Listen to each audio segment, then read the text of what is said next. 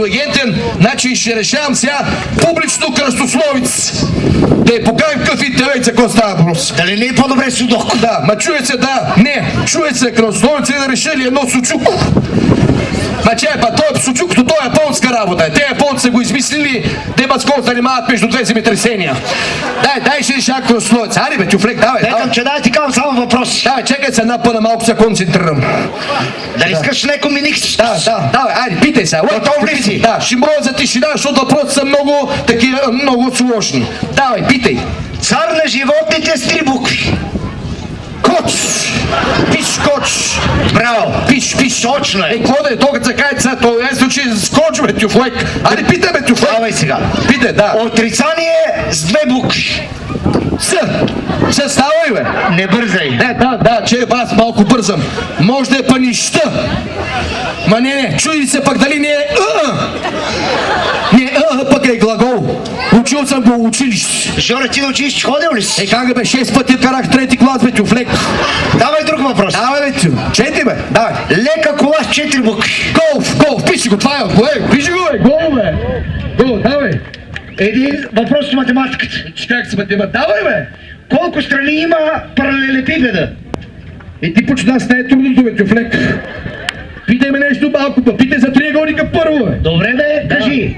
Колко страни има триъгълник? Това е много лесно. 4. 2 отпред и 2 отзад, обаче не си личат, защото е кръгъл. Айде пак си помислиш. Давай, бе, питай. Давай. Аз знам, има една отстрани, ма тя не се вижда. Давай. Добре, сега слушай. Давай, бе.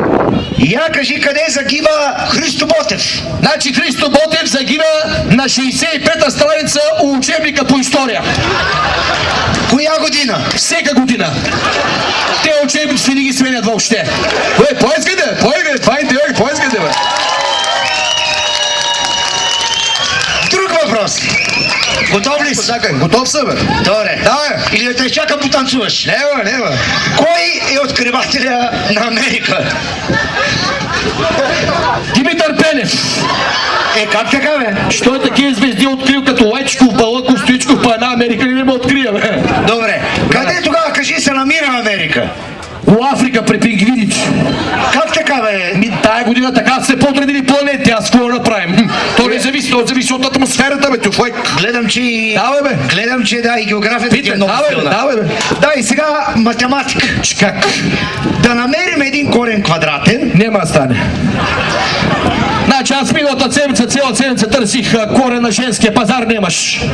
Аз имам предвид корен квадратен по математическа задача. Ти чуеш какво ти казваме? Аз съм търсил на корен квадратен женския пазар, нямаше той. Тук ще има корен квадратен. Намерих, само кисело взела. Разбрах. Давай да оставим сега на това. Колко прави 4 по 4? Това е много скъпо. Кое е много скъпо, бе? Чип 4 по 4, бе, тюфлек. Моля, майко. Добре, кажи сега, закона за земното претегляне. Значи да един тюфлек му падал една кисела зелка на главата. Ябълка другия път. Паднала му една зелка, после той намерил още 5-6 и ги затворил един бидон. Добре. И така е открил закона за киселото зела, и не там, за дед го казваш ти. Чакай сега малко. Давай. Кой е този тюфлек? Не го знам, от съседния блок. Разбрахте. Давай. Добре, кой е първият човек на земята? Дедо Мраз. Що? Защото е Дедо Мраз, ще аз какво да направя? Ясно. После открил Снежанка, улупали се няколко пъти и им са родили 10 жуженци. Не са ли 7, бе? 10 са, бе, тюфлек, ама били толкова дребни, че 3 от тях не са виждали въобще. Разбрах. Как си езиците?